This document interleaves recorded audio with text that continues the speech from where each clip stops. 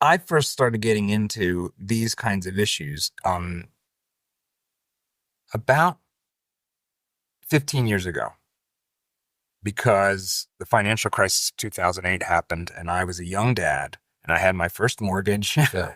And I suddenly, for the first time in my life, was thinking about interest rates, which Yeah. no one had told me about or talked about. It wasn't a thing that you encountered in your education. We're now to a place where interest rates have gone up, but in the bigger sweep of recent American history, they're still pretty low. They're lower than my parents had to pay with their first house, which was like interest rates are 20%. How do you think about sort of that landscape, the landscape for interest rates and home ownership? Well, I'm kind of on all coins have three sides: heads, tails, and the edge. So you have Republicans, Democrat, but I stand on the edge, look at both sides. And you have right and left and all this stuff.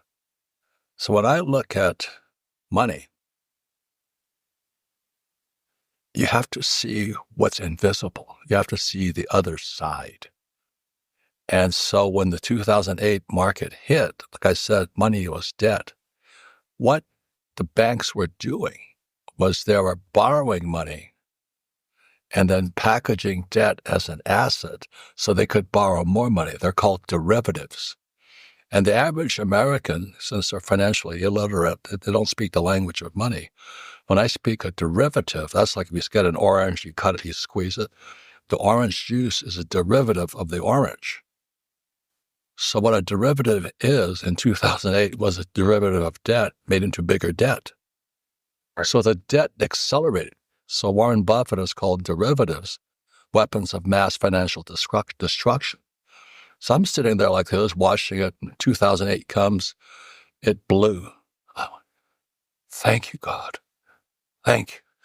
Because when you see the other side, I got more. I made more money in the crash than I did when it was going up. So the average person, because they don't have financial literacy, definition of words, and they're taught to just work for money, they don't see the other side. They cannot see what they cannot see. So when the markets crashed in 2008, I borrowed $300 million. You borrowed $300 million. Now, And I bought the best real estate in the world for pennies on a dollar. That's how you get rich. Not by working hard and putting in a stupid 401k full of stocks, bonds, mutual funds, and ETFs. Those are for the peasants.